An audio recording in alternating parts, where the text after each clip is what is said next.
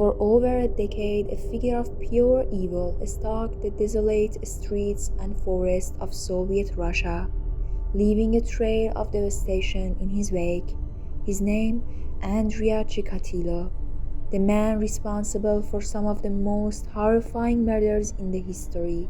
More than 50 confirmed victims, mostly children. He killed in ways too brutal to imagine, and for years no one knew who was behind these murders. This is the chilling story of Russia's most terrifying serial killer, the monster who became known as the Butcher of Rostov. It was the late 1970s in the Soviet Union, a time when crime was supposed to be under control, carefully hidden beneath the iron grip of the state, but something darker was happening. In the small, bleak town surrounding Rostov-on-Don, children and young women began to vanish without a trace. Their bodies were found later horrifically mutilated and discarded in forests, along riverbanks, or near railway stations.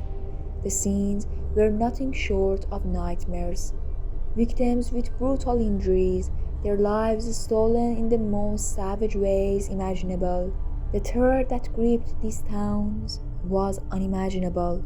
Families warned their children never to walk alone, especially near the woods or train stations where the killer lurked.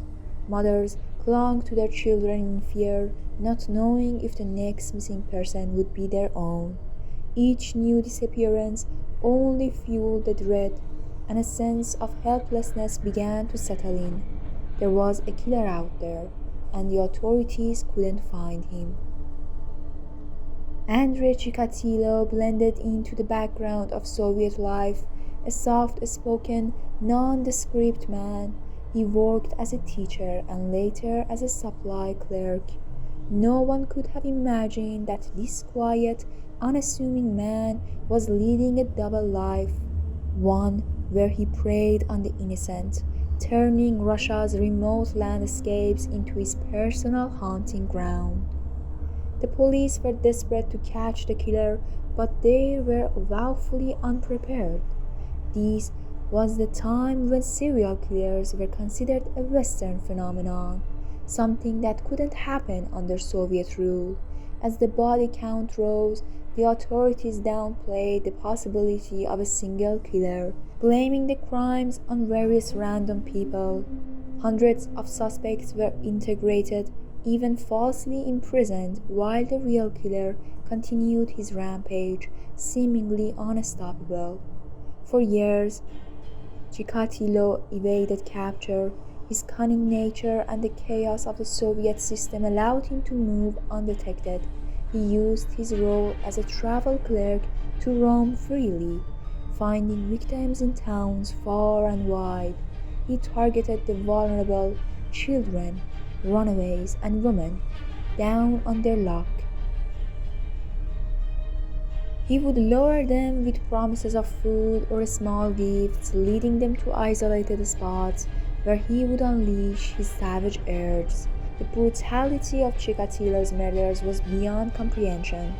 He would mutilate his victims, sometimes biting them, stabbing them dozens of times, and committing unspeakable acts in a frenzy of violence.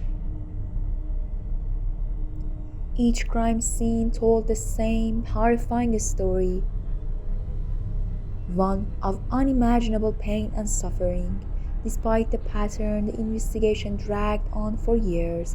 The killer remained a ghost, leaving behind no fingerprints, no reliable witnesses, and no clear leads.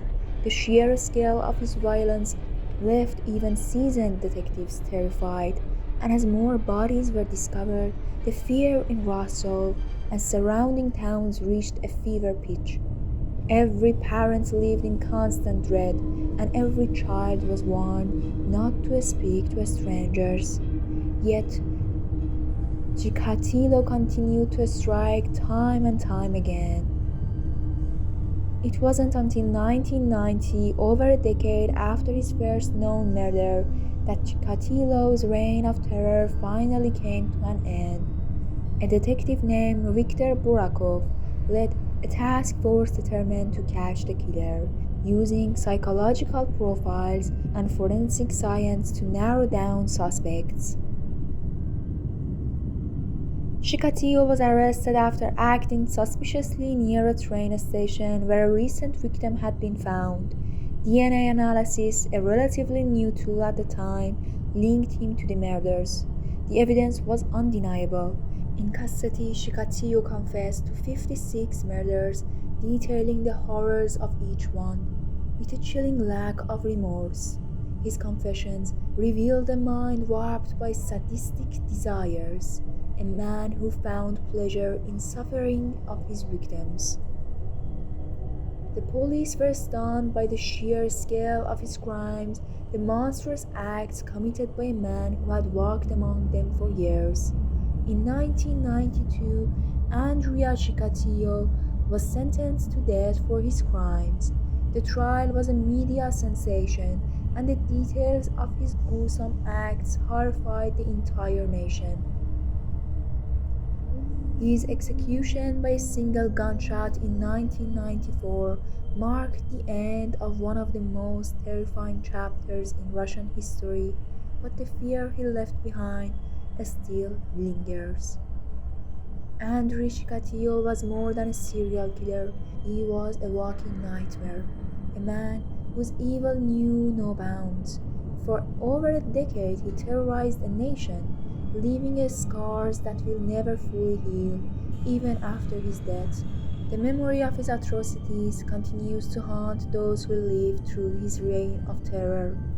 His story serves as a reminder that sometimes the greatest horrors are not found in the dark corners of fiction, but in the real world, hidden in plain sight, waiting to strike again.